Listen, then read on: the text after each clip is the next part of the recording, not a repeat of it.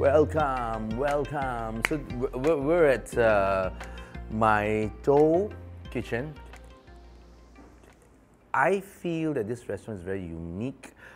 It's located at Zhongshan area, and it's a very humble restaurant. And the idea behind the whole concept is very simple. Three guys, Ben, the chef, and a friend of his got together, and they decided to bring back comfort flavors from Mummy's kitchen, from old kitchens. So a lot of the flavors here are what I call traditional Mummy's food. I know it's been set to death. Everybody's trying to reconceptualize it, but this is as true as it gets. And there's an edge here, although the dishes here looks comfortable. General Tso's kitchen. There's Mummy's braised pork with bamboo shoots, and there's pork with kidney. There are dishes like this, seemingly, you know, familiar, but it's not. I tuck into a bowl of this what can be considered their national dish. It's braised pork. A lot of fat in there. I think they use a lot of neck, and they put it over soft pearl rice, and you tear into this like this. Join me, come on. Oh. And then you have a little pickle on the corner there, huh? Yeah. It's so tender. It's a nice cheeseburger to the Americans. It's comfort to the Taiwanese. It's like Singaporeans having chicken rice, or Malaysians having nasi lemak, or Indonesian friends having beef rendang. It's comfort. Eat this and you want to call Mummy, huh? How are you, Mum? I miss you. And notice they just place one piece of pickled daikon there, because when you eat this, man, the horses go rah, rah, and you just want to non-stop. But they put this one piece of daikon in. It says, hold your horses. Cuts the fat a little bit. Enjoy the whole moment.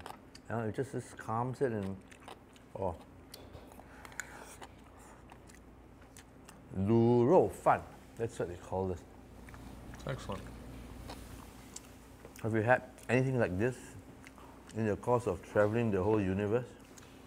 You always have different dishes with rice in it, you know. But again, this with the pork and the fattiness behind it, or the smoothness, I should say. Would you understand why this would be so comforting? Oh, it's very, because it's braised a long time. I guess the chef was saying like 3 days they're braising. I don't know. I think so. I mean, the whole thing just collapses when you put it in there. It's just, oh, so smooth. And this is the original, or rather the Taiwanese General Tso's chicken, which is so famous in your neck of the woods. Is it the same? Is it the same? It looks very close. I mean, it looks like, you know, it's again the broth on the side. It's a kind of a chili type sauce, so a little bit of heat behind it. So you can see the peppers. It's got a little more vinegar in it.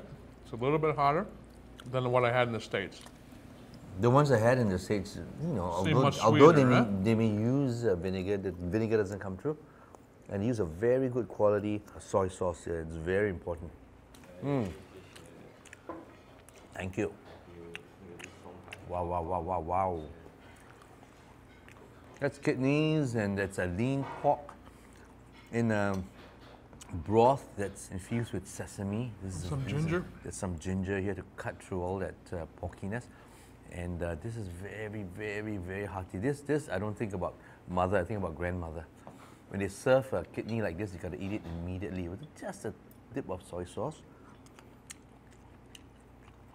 That sit and that crunch will be gone. This piece of pork. I'm going to try a little bit of the broth. Oh, pork.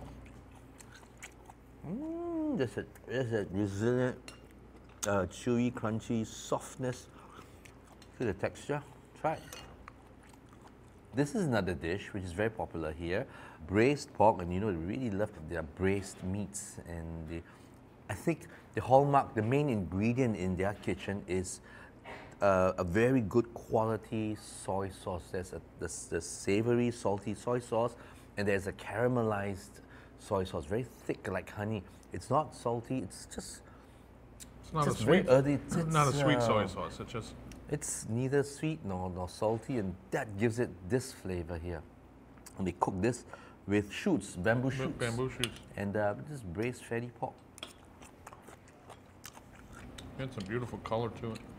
There's some anise or fennel in that. Yeah, probably. And I just got one little piece of it, so yeah.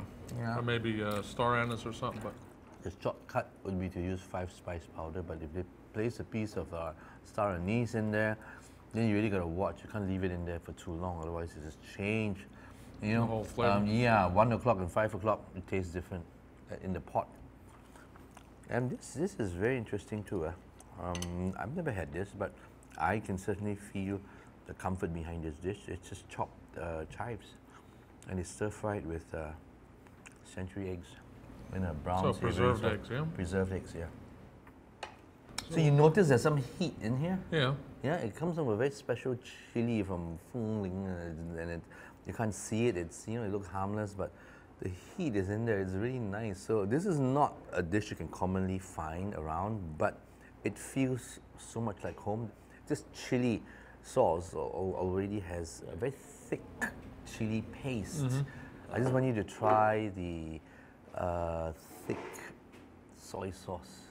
What you're talking about Used with to this? give it that smoky, sweet, savory sensation. Not this savory soy sauce dip. It's a caramelized soy sauce. It's not salty, and this gives it that smoky, sweet. I was asking about some of the new dishes they're going to come up with, and he hopes to get ideas from some of these old chefs in small little villages, concepts of dishes. Sometimes they make offerings to the altar, to the ancestors. There's this idea about this fried fish that they put on the altar, and how they would take it back, and then they cook some vegetables with some sauce reduction, and they fry the fish again and put it over the fish.